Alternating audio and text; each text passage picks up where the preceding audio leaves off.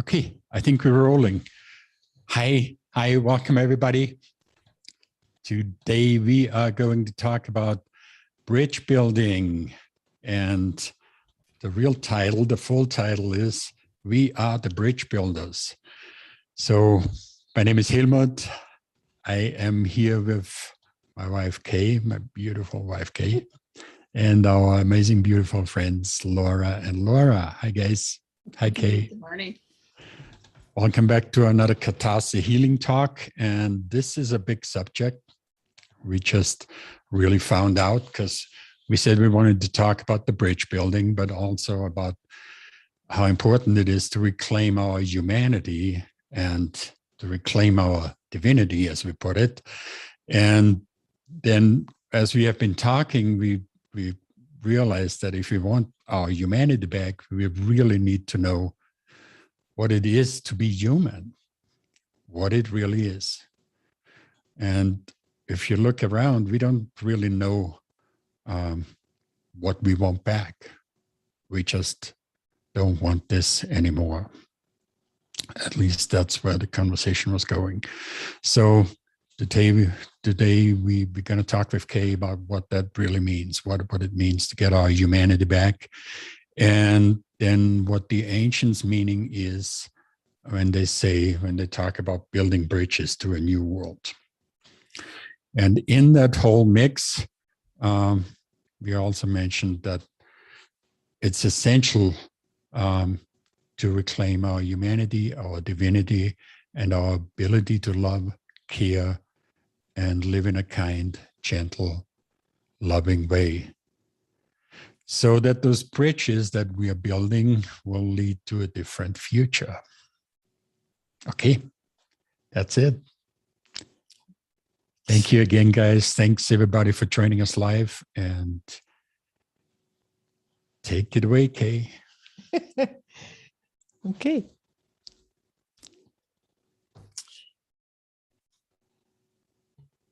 We're in what the ancients call the bridge time. And like Helmut mentioned, and maybe some of you have heard the phrase before, maybe a lot, depending on which circles you run in. What I was taught, the ancient pre-dynastic Egyptians and the ancient teachings that have been passed down through Peru from Lemuria,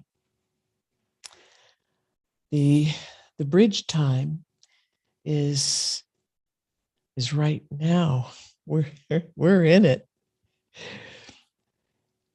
The world that has been, that we've known, and that our history has recorded, typically is recorded in the fashion of that's all there is, that's all there ever was, which is not right.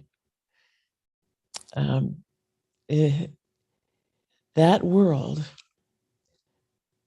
the dynamics of that world, the dynamics of the main culture of the world, with all of its little variants, has come to an end. This is the end of an era, as some indigenous people call it. This is the end of a world, the world we have known, a cycle. It's the end of this cycle.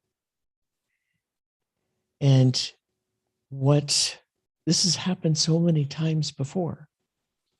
The end of the cycle, the end of the world on this planet. It's happened over and over and over.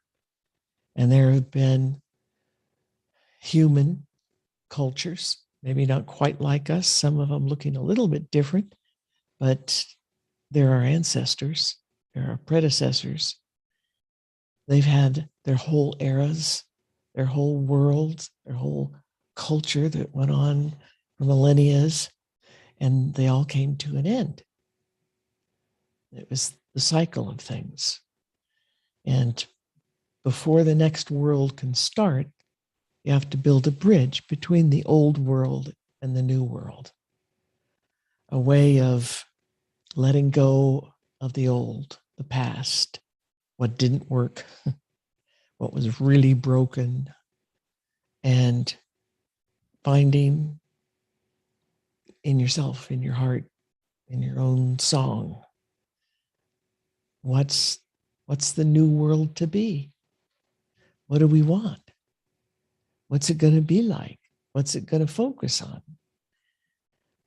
It's the people of the planet who create the next world. Always has been, and it is the same right now. It's what we have thought and believed and focused on and put our energy in and created momentum that is like creating a big snowball, and then you're going to let it roll down the hill. That's a momentum as it's rolling down the hill, and it keeps collecting more and more snow. It's getting bigger and stronger and faster. That's a momentum. That's how we go about creating the future as humans. It's part of who and what we are as humans, as humanity. It's always been like that, and still is, and it's going to be. So we need to start thinking differently. We can't have things the way they were. The ancients say, and these are the pre-dynastic Egyptians, they're talking 10,000 years ago, 20,000, 30,000, 40,000 years ago, coming from mostly Atlantis, some from Lemuria, coming from other star systems. This is the ancient teachings. It's been this way on many other planets as well, and for many other species. And there are human and human-like species out there on other planets, lots and lots and lots of them. Some of them very, very, very much like us, and some not so, and everything in between that you could imagine. And they've been here, and they've had their influences on this planet and us and our predecessors. So what they say is that this world that we have had, that we're used to, that we have been in, that we helped create, this whole era is coming to its end. A lot of people say it's fulfilled all the prophecies of how to tell when it's the end of the world. So now it is the bridge. That world is over, and we're on the bridge now. The world that we were in, they referred to as an upside down, backwards turning wheel. Now you got to think about that for a second. That world, that culture, the dominant beliefs and desires and thought forms, the goals of these different peoples here on this planet ended up being our goals as Earth humans. It is defined as an upside down, backwards turning wheel. That whole energy, it's all cockeyed. It's all, like they say, upside down and backwards. It's all wrong. Things headed in the wrong directions. One of the things they mean by upside down and backwards is that so many things are literally like totally upside down or totally backwards from what the true nature of our species is and the true nature of our planet is all about. And it's against the original goals and desires of the creators, the people who terraformed this planet, the people who brought all these different plant species, animal species here on this planet, created a stable atmosphere and water so that all these different things can live here. And from one perspective, you could call that a big laboratory, an experiment. Another kind of looks like a zoo from some people's point of view. And that's not untrue. They have engineered many, many species. They've engineered many different variations of humans. And we're one of those engineering feats. We've been tinkered with by lots of different species, not just that one original creating species on this planet, the terraformers. My teachers called them the progenitors. I heard that word pop up from other people, from other cultures. So it's an interesting name for the peoples that were here first and creating this planet in the beginning. Their ideas, their way of thinking, the desires were birthed out of a love and a desire for diversity and beauty and being able to create all kinds of different things that express themselves in so many, many, many different ways, and all of it in harmony.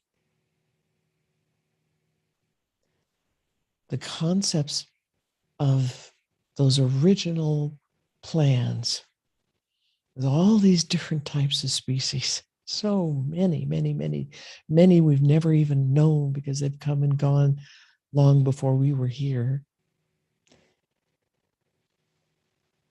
But they all make their own ecologies. There are many ecologies, macroecologies, the whole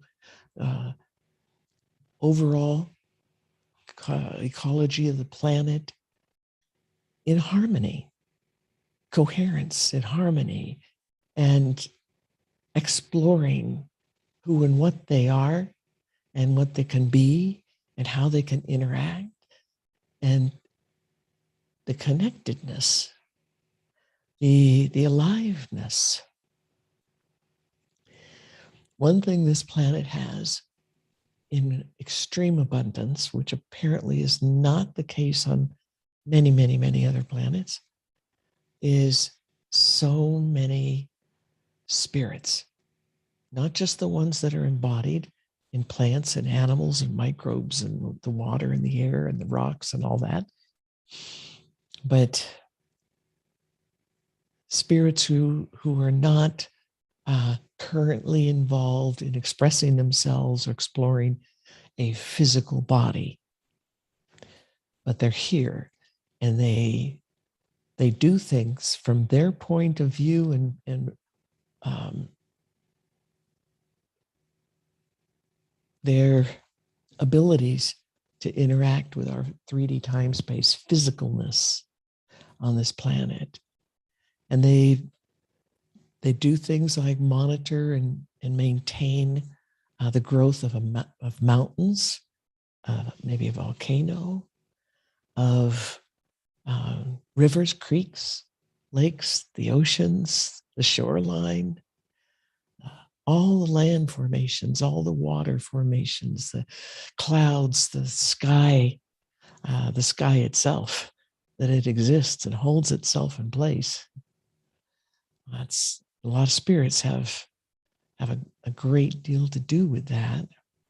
The geomagnetic fields of the earth that help hold all these things in place and provide electromagnetic energies and fields and currents and a feeding energy, a containing energy that help contain things like the atmosphere on the planet.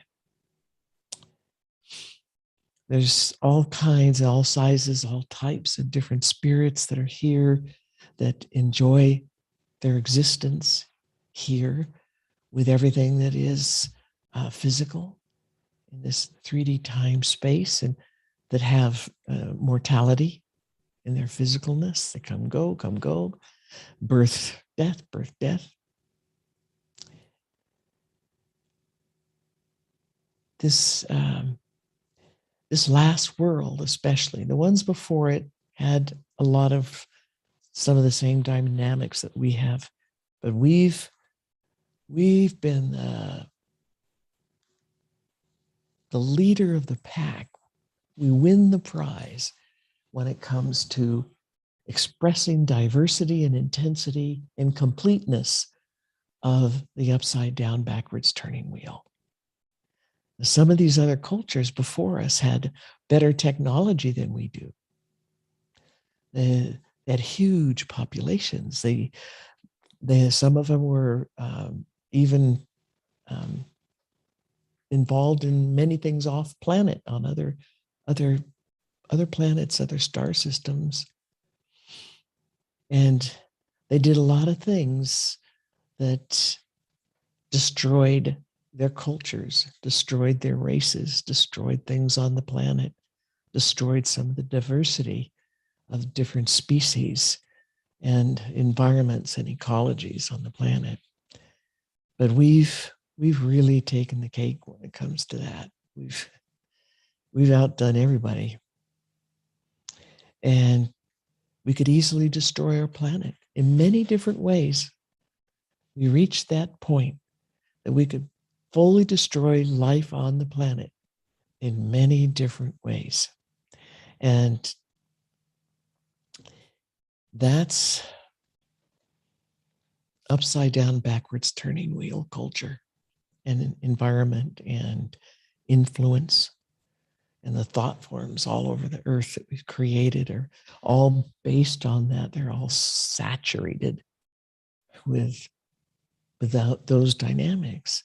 So what they said is, as bridge people, we're the ones responsible for beginning to build the next world. And we have a chance where the others didn't have this kind of chance. But we have a definite chance to not have big catastrophes to destroy all humans on the planet, to wipe us out so we could start over again. We had the chance of waking up as a species. In the species before us, some individuals were awake, some smaller pieces, cultures, minor, part of the big planetary culture. They were awake. They understood. That's where the teachings come from. That's how they got passed down to the pre-dynastic Egyptians, to the Lemurians, and everybody's been passing the teachings down so that they don't get forgotten and we don't forget.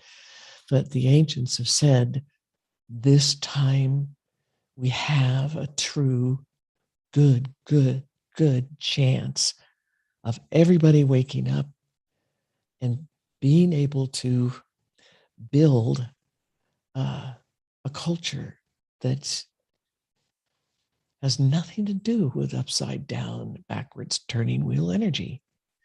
Then they said, as this old wheel from the old world is moving, it's turning, it can't do anything but tear itself apart. It's upside down and backwards. That's the wheel of the energy of tearing things apart. Yin, yang, one builds, one tears apart. Have it in our own physical bodies. We build cells, something else in our body tears them down when they're old and decrepit. It's a force in the dynamic in the universe. But when you take one of those and you build on it exclusively, it's totally out of balance, and it's going to go wrong in a big way, like everything being totally dominated and consumed by the upside down, backwards turning energies and all the beliefs and the concepts that go with that. So as this wheel is turning, on its last little lump and bump, thump, thump, it's falling apart. And we cannot pick up those pieces and try to put them back together in order to make a new world. That's what people have been doing for the last millennia or two. They keep picking up the pieces, plastering them back together, and, lots of masking tape and super glue and stuff like that, trying to build what they think they're building, a real world, a real culture, a real thing that's going to work and last, that they can control. But it doesn't work that way. Every little piece is like the whole. It's very holographic, and they're all upside down and backwards. If you try to pick them up and put them together on the bridge and build a new world out of those pieces, you'll just be building another broken from the beginning world culture. And it just can't be that way. We have a chance to not do that, to let it go. So that's the advice, that's the instructions from the ancients and those who carry on these ancient teachings around the world. We have to think of things that are completely out of that box. Got to let it go, drop it, let it go, let it die its natural death and be buried and gone and in many ways forgotten. You don't want to forget it entirely or you'll end up repeating it, but you don't want to bring it with you or build your world out of anything from this old world. So for bridge builders, for building the new bridge, that means you have to dig into your own heart and your song and the songs of others. And you have to feel the love that the universe was built out of and feel the love that this planet was built out of and the beauty that this planet was built out of. And yes, it was definitely an experiment in many different ways, many, many different sorts of experiments, all about life and aliveness and beauty and connectedness and harmony and how to have that on a whole planet and how to put sentient beings like us and others on the planet with all this beauty and aliveness and diversity and not have them destroy it. They have to become awake. And we have been a child race, and our predecessors were child race. They tried in different rounds to speed up their waking up process, thinking that if they could help them and teach them and give them a huge head start of being awake, that would help the whole process, and they could get it. They'd be able to do it on their own. Didn't work over and over. We have to figure it out ourselves. We have to do it for ourselves and each individual for ourselves. We have to wake up. And that means stepping out of the box of the upside down, backwards turning wheel, everything. All the parts of life, all the parts of our beliefs about everything that we do, our goals, our desires, our everything. We have to question it. Question what has been and drop it. Drop pretty much all of it. If it doesn't have to do with your song and your heart and the love of the universe and the connectedness to you and all other life on this planet and throughout the universe in harmony and sharing with great beauty, if it doesn't have that, doesn't belong in the new world, it doesn't belong inside us, doesn't belong in our mind, doesn't belong in our lives.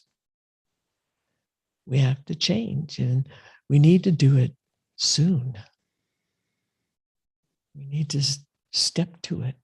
And if we look around, we can see it happening. We can see the influence of it. It's said by many people, scientists included, and this is the ancients as well.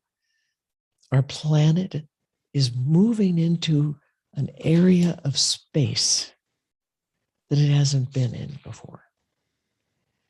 And in this area of space, there's a lot of dynamics that are very different, and all different kinds of energies and frequencies and fields. And the planet can't help but to wake up and get healthy and clean and want to do it and do it fast. And as a human species, we can't help but to feel this pull towards wanting something better, something different for ourselves, for everybody else, for our culture. Most of us don't have very much of an idea of what that is or what it could be. But most people agree that what we have right now sucks. There's something really wrong with our world, our culture, and the way we think and the things that we believe. And it all does boil really down to those beliefs, your ideas about who you are, what your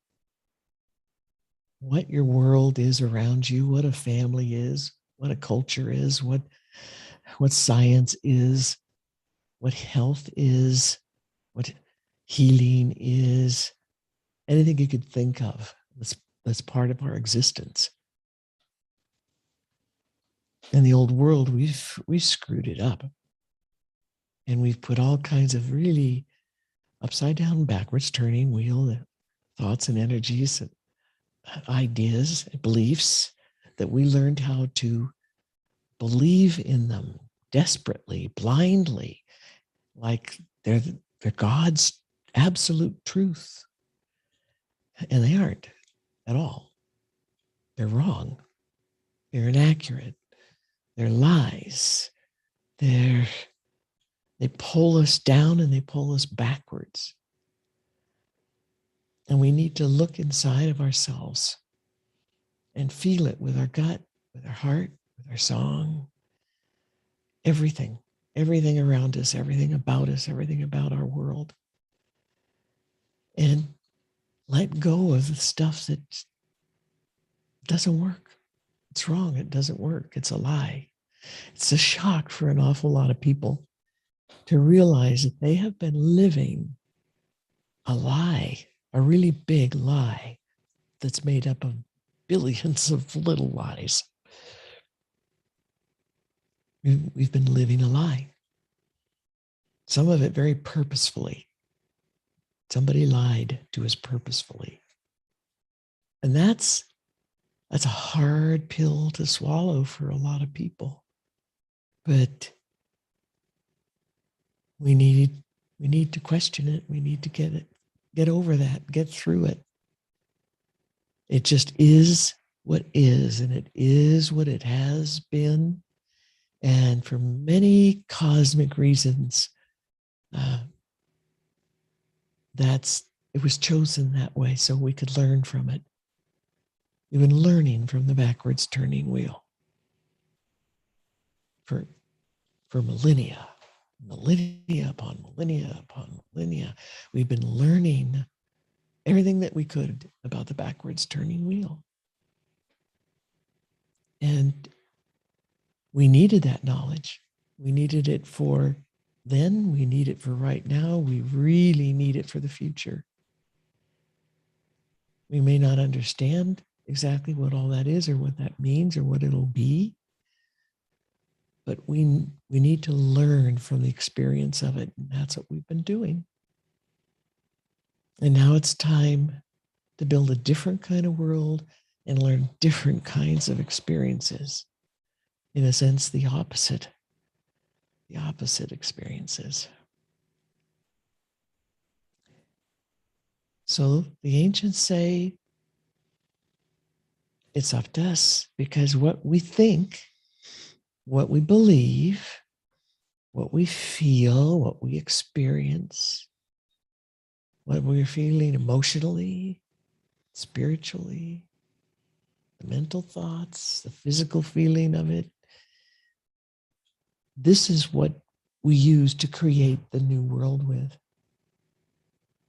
We've created our present moments, and we've created our futures, personally, individually, in little groups, for eons, because that's the nature of our universe and nature of the planet, the nature of our species.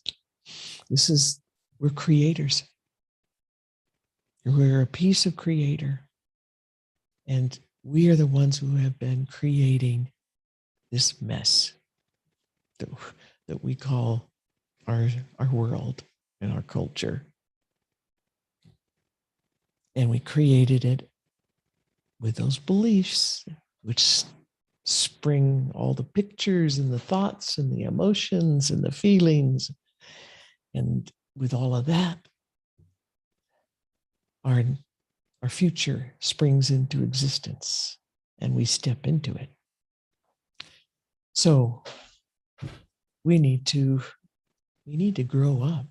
We need to examine all these things so we can build a better world, a much better, a much different world, because the goal, the spiritual goal from a very deep spiritual level, is to have Earth be a world that is based on positive turning energies and love, harmony, connectedness, beauty, diversity, freedom. Freedom like we have no idea what that feels like. We've never experienced it. Really, real, true freedom of all those lies and all the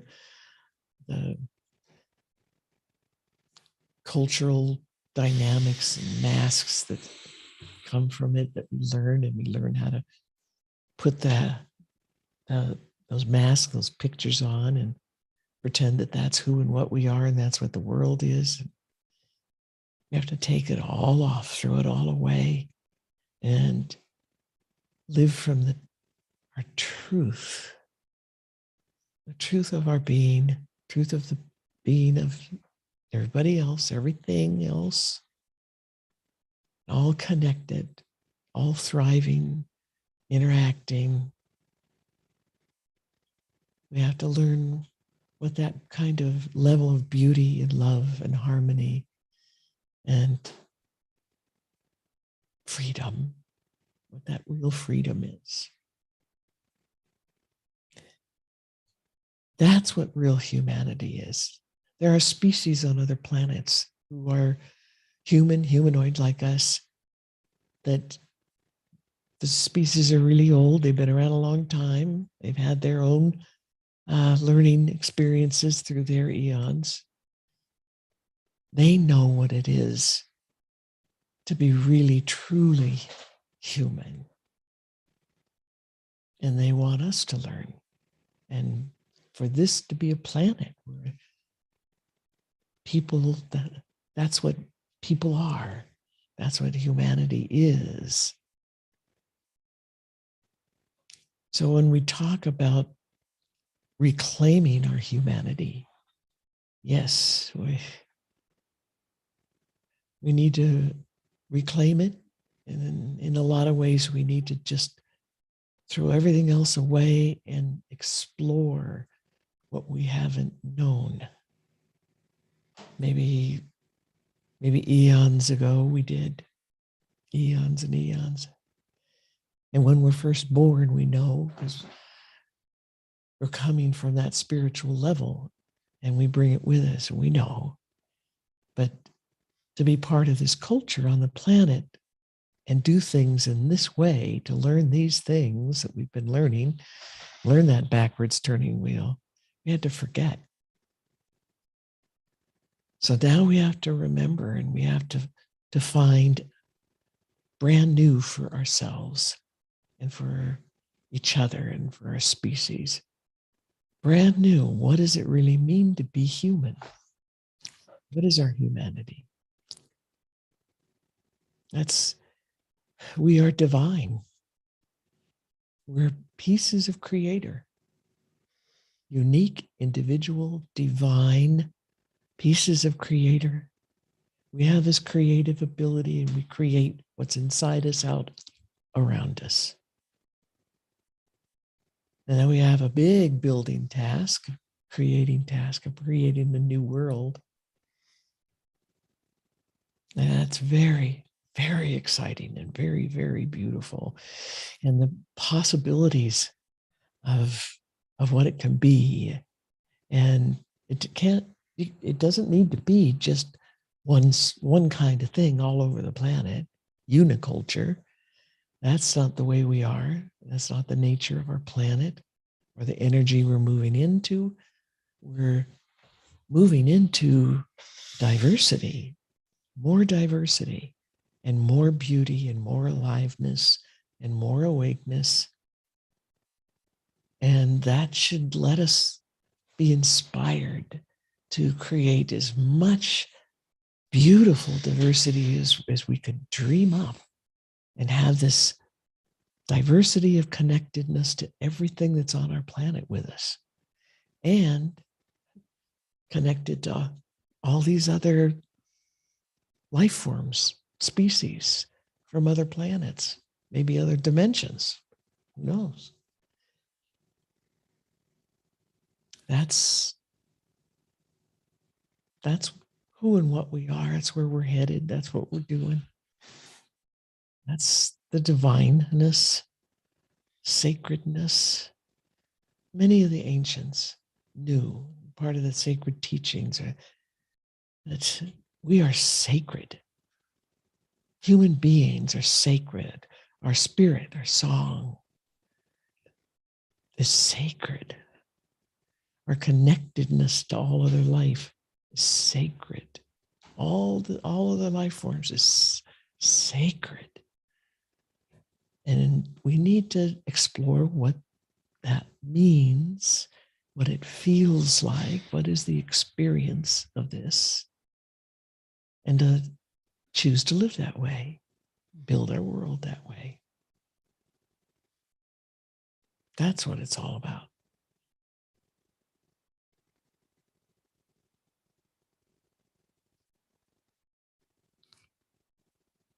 So thank you. Thank you all. Thank you, Lora and Lora, for being here. And I can't wait to hear what you have to say.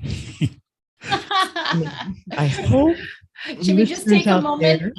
Yeah, take a moment to have our mind gather ourselves after having that mind-blowing conversation. I feel like I've been poking holes in my box, but I just really want a box cutter, you know. Just want a box cutter. I got a chainsaw. Yeah, there you go. It's my chainsaw. Yeah. I think that's not to did you have a question? Yeah, okay. It's like, I think, like she was saying, you know, it's like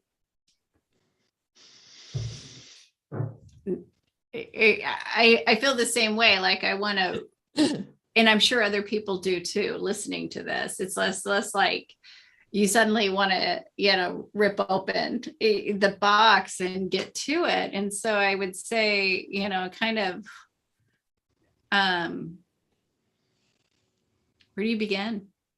You know, if for somebody who's just listening to this right now, you know, is there a step I know where we need to go and the big thing, but is there, where would somebody who has just heard this for the first time begin? I maybe just poking a hole in the box. It may be ripping it completely over, but it was just like, is there a place where someone breaking out of this sleepness, where would you point them to start? The very first thing is to start questioning. Question everything. Question everything about yourself, about the people around you, the world around you, the culture.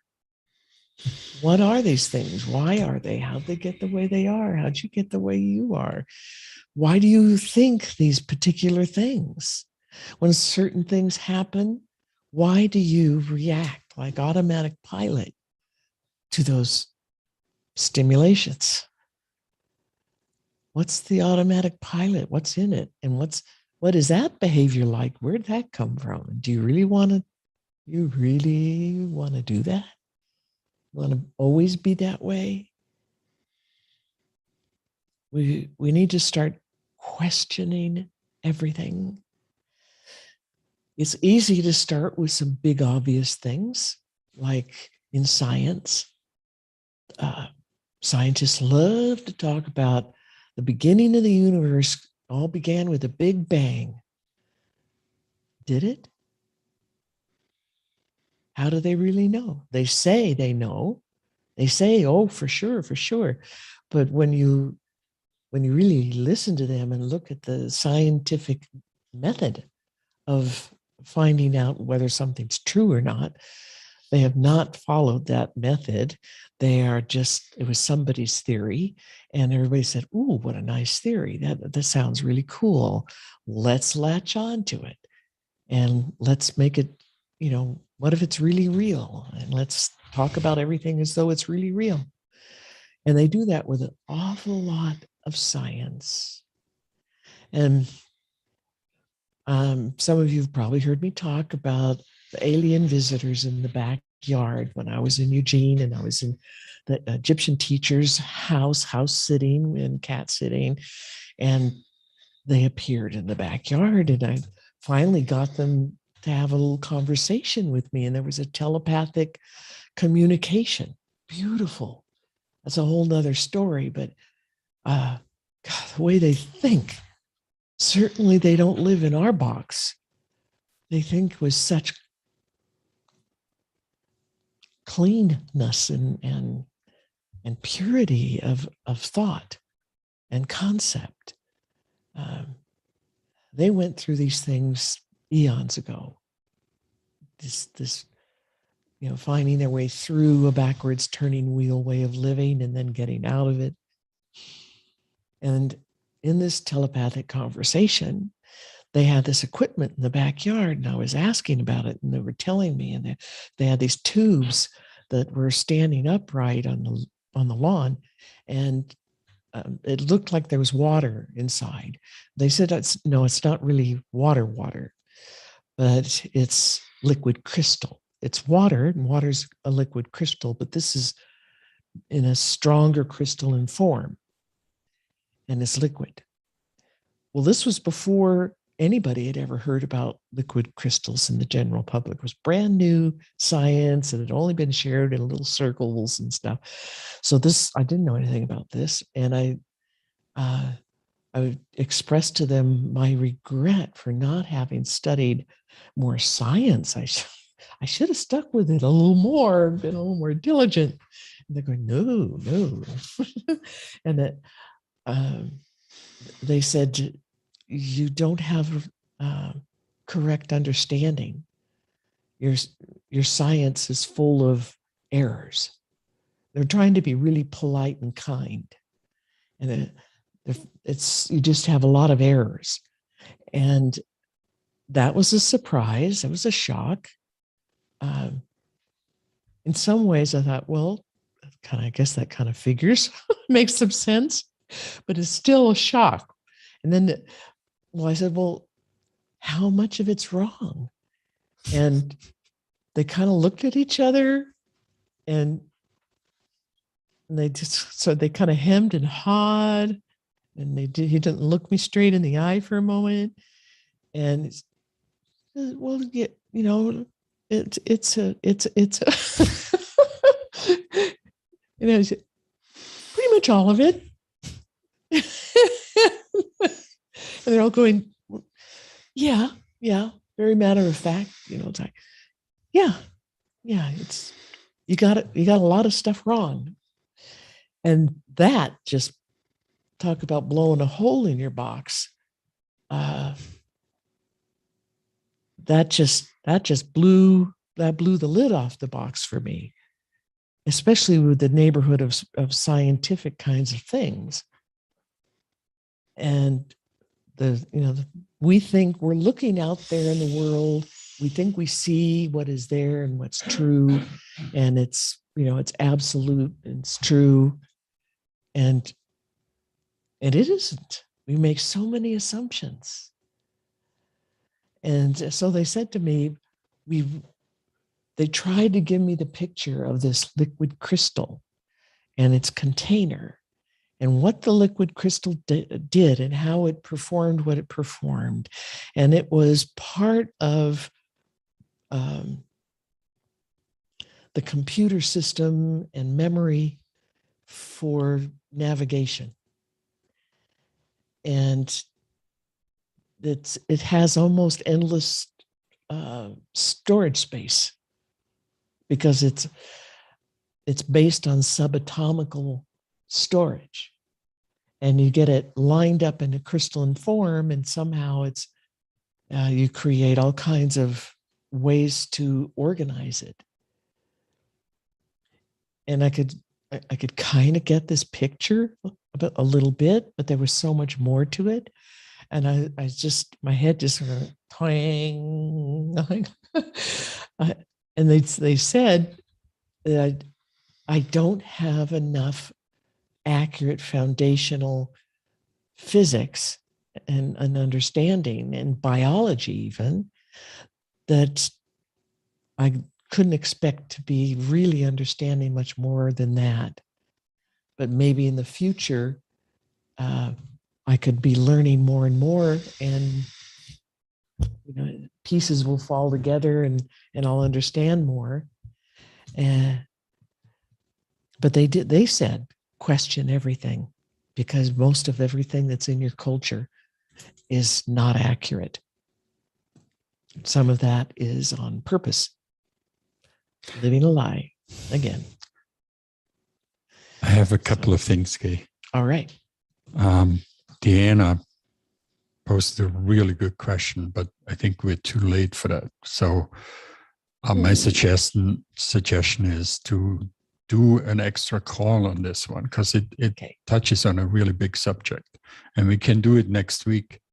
It's like, when you look at our culture right now, there's a war going on our kids and our young adults.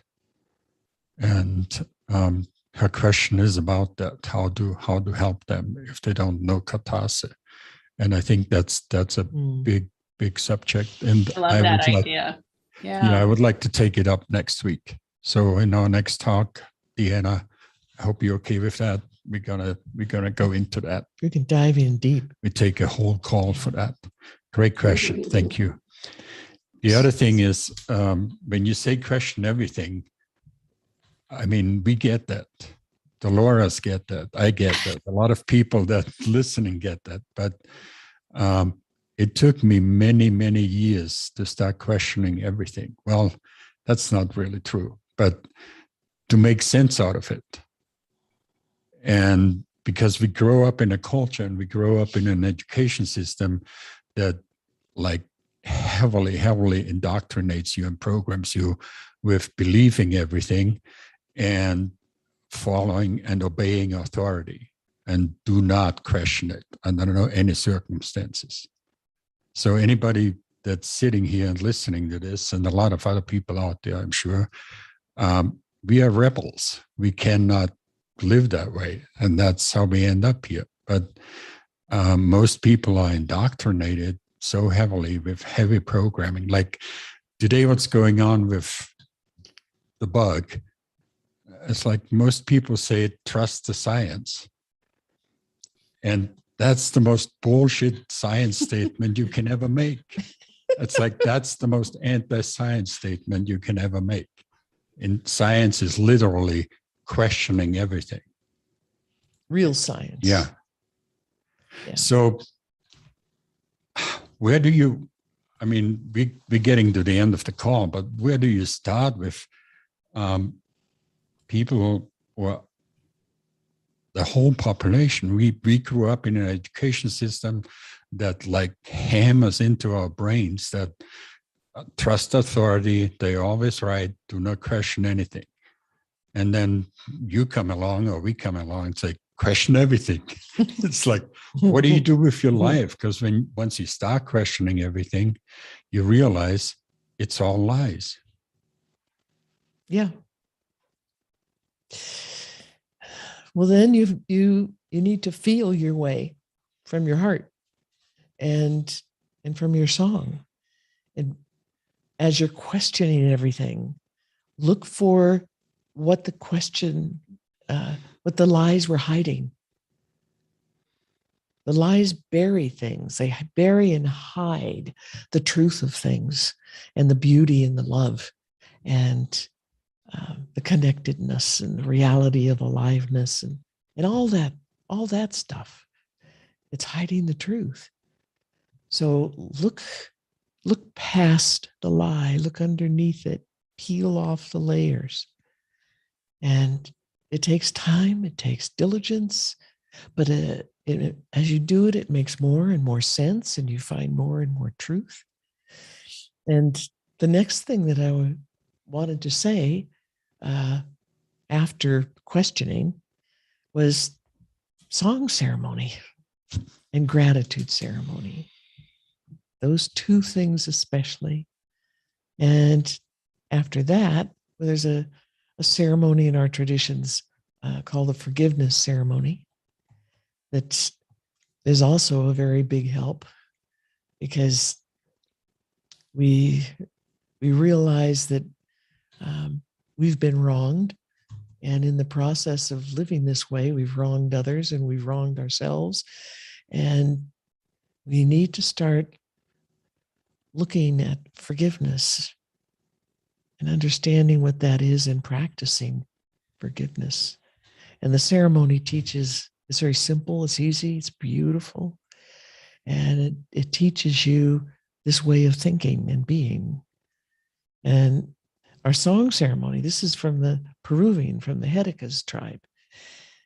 This is the cornerstone, it's the foundation of all their teachings and all the ancient teachings that they brought from Lemuria. And those came from star systems where people were living an awake and loving kind of existence and life and want to share that. So these teachings have been passed down for a long, long, long time, come from really far away and have had a lot of journeys. So the song ceremony teaches us how to collect our attention and focus it on who we are, our spirit, our soul, the part of us that is eternal, that lives forever and has been around forever. And this isn't the only human body we've ever been in. We've had many incarnations and probably had incarnations in bodies in other planets and other species. We've been around for a long time, and the word eternal is not used lightly. We've been around a long time, and we've had many, many, many different experiences. And we need to touch into the song of us, the spirit of us, soul, whatever it is you want to call your aliveness, your beingness, and feel it. Because the only way we learn something for real and find out the truth of things is if we experience them personally. That's where real knowingness comes from, is this firsthand experiencing. And we have to experience our song, our beingness, our eternity, our aliveness. We have to experience it, explore it, because it is huge, huge, huge, vast, ancient, been around the bush a bit, knows lots of stuff. And we can bring that back here to our conscious awareness and use it in this life. And that's how we start to learn and feel and experience whether something's a lie or it's the truth. When we get to know our song better and better, the more we can see through the lies, the more we can see what the truth, the real truth of things are. Modern world out there, the old culture says things like rocks are inanimate, they have no life, they're just a rock, they're a hunk of matter. There's nothing alive, no thought, no nothing going on there. The ancient teachings say that the rocks are alive and they're very ancient, just as we are. And they have been in a physical life for a really long time. We're talking so many, many, many millennia. And they've recorded everything. They've watched, they felt, they experienced, they record eons and eons of everything. They have knowledge that you can't even conceive of people, of plants, animals, different eras of existence on this planet, maybe on other planets. Maybe it's a rock that came from some other place initially. And we can communicate with that. The truth is, we have the ability to telepathically, from our song, with our song, interact song to song, my song to the song of the rock, and communicate. And they can share so much it's hard to conceive of. And they can help you. They can help you with your problems. They can help you find the truth of things. They can help you find your song and keep it. And they can help you understand the difference between the backwards turning wheel, upside down backwards turning wheel energies, and the positive turning wheel energies, where that's all based on song to song, love, the love of the universe. It's what the universe was built out of. Song, love. Everything's alive. And they can teach you that. They can help give you the experience of that. And that's just one thing. That's just the beginning.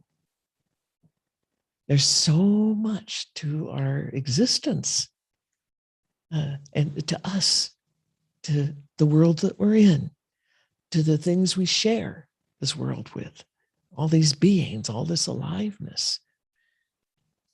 It's endless, the amount of things that are there, and the beauty and the diversity and the consciousness and the different experiences and knowledge that's shared all the time between everything and everybody throughout our planet, throughout the universe. We're part of that. We're connected to it. And we can tune into it anytime we want. And we learn this by questioning the stuff we were taught on this planet and culture, and getting out of that box and feeling, experiencing, exploring our own song. Because once we start learning about our song, you can't help but to notice the songs of others, whether it's a rock or a tree or the air or your family member, your pet, anything, everything, the water. Okay. You can't help but to notice and experience it. And they all teach you. We have a gift for you, for everybody. Katase.world/song. You can sign up there to get a guided tour through for preparation to do the song ceremony and then doing the actual song ceremony. Katase.world/song. You're welcome, Diana, and everybody. And thank you, Kay. That was beautiful. We are at an hour, but I wanted to check in with Lora P. if you wanted to share anything. Well, I read Kay's first book in 2006 and her second one, and probably 4 days later. And I've been dissecting it ever since. And that part about knowing your song, because if you don't have an idea that you're so much more than just this simple person in a physical body, then how can you dream of something more? Or even, it's just the possibilities are just so much more. And then learning about our masks and how it's like you were saying, it's like you got this thing in front of you and that's how you're filtering your world. And it's like love, fear. I mean, and all the judgments and all those things that are blocking us seeing the song of other people, let alone yourself, and the possibilities our world has. Yeah, I love all your teachings. I love all the ancient teachings. And when everybody wake up, I want to wake up. I'm sure I could come up with 100 questions, but I'm trying to apply it. I'm trying to live it. And I feel like I am. I'm happier than I have ever been. And if it's kind of a reflection of my progress, it just feels like everybody that's in my life right now are working on the same thing. And it's kind of special. It really is. I feel like we're doing it. We are making the steps towards awakening, and we're going to influence the planet in doing so. Yeah. There's no red pill. But this is the next best thing.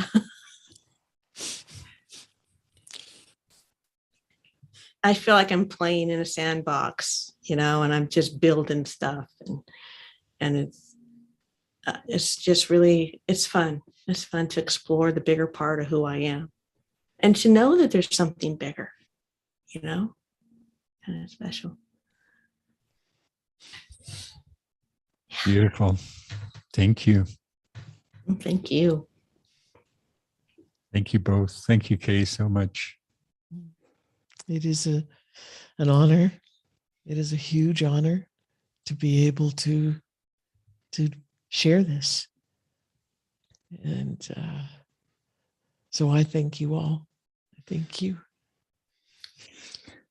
Okay, thanks everybody for joining us. We have our marching order for next week. Enjoy your day. Love you. Love you all. Bye-bye. Have a beautiful day.